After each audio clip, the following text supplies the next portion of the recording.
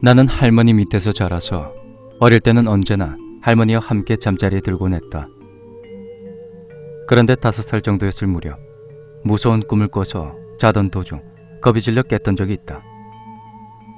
꿈에 낡아 빠진 폐가 같은 게 3채가 있었는데 그 입구에 구멍이 있었다. 그리고 거기서 상상도 못하게 큰 물고기가 헤엄을 치고 있는 것이다. 왠지 그 모습이 너무나도 무서워서 잠에서 깨자마자 난 엄청 울며 할머니를 찾았다. 처음엔 웃으시며 날 달래주던 할머니였지만 내가 물고기라고 말하자 바로 안색이 바뀌는 것이다. 그리고 한밤중인데도 어딘가 전화를 걸기 시작했다. 부모님도 일어나서 나갈 준비를 하고 있다. 나도 비몽사몽간에 옷을 갈아입었고 아빠의 차를 타고 나섰다. 그렇게 도착한 곳은 증조 할머니 댁이었다. 할머니가 초인종을 누르자 친척이 나왔다. 그러자 할머니가 물고기가 나와서 왔네. 이렇게 말했다. 증조 할머니 방에 들어가자 증조 할머니가 돌아가신 후였다.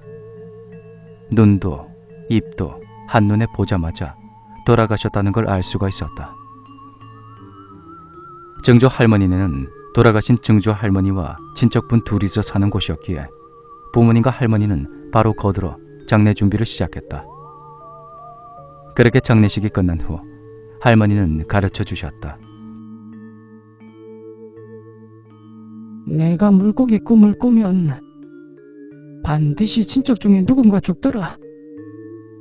그런데 이번에는 꿈을 꾸지 않았어. 근데 네가 대신 물고기를 본 거란다. 그 이야기를 듣자 나도 어쩐지 모르게 알겠구나 싶었다.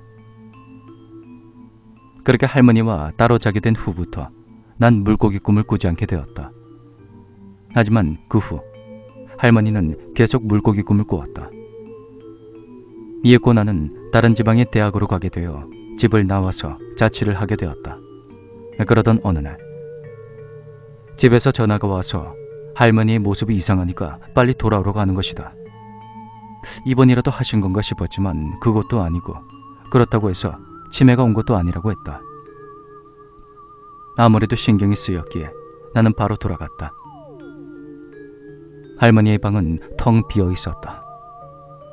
소중히 여기던 기모노도 줄곧 좋아하던 책도 가구도 무엇 하나 남김없이 사라지고 이불만이 남겨져 있다. 부모님의 말에 의하면 갑자기 주변 물건들을 정리하기 시작하시더니 쓸모없는 것을 뜰에서 불태워 버렸단 것이다.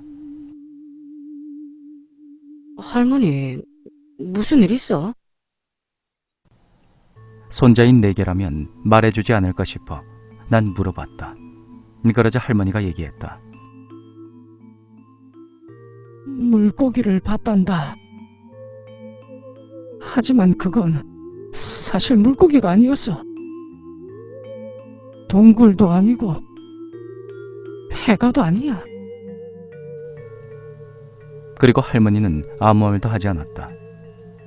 할머니는 그날 밤 신부전으로 세상을 떠났다. 그날 밤 난 물고기 꿈을 꿨다. 전에는 몰랐지만 폐가 안에는 수많은 이들이 괴로워하고 있는 듯 했다. 동굴은 동굴이라기보다는 깊은 도랑으로 붉은 듯 푸른 듯 기분 나쁜 액체로 메워져 있었다. 물고기의 등 지느러미가 보인다. 큰 물고기가 떠오른다. 사람의 얼굴 같은 비늘이 보인다. 아니, 저것은 사람의 얼굴이다. 물고기가 땅을 울리며 뛰어올랐다. 물고기는 물고기가 아니라 죽은 사람이 모여 물고기의 형상을 이룬 것이다. 할머니나 증조 할머니의 얼굴이 그 안에 있었는지는 알 수가 없었다. 하지만 왠지 나도 죽게 되면 저 물고기가 되겠구나, 그런 생각이 들었다. 나도 할머니처럼 신변 정리를 해두며 그렇게 살아야겠다는 생각이 갑자기 드는 것이다.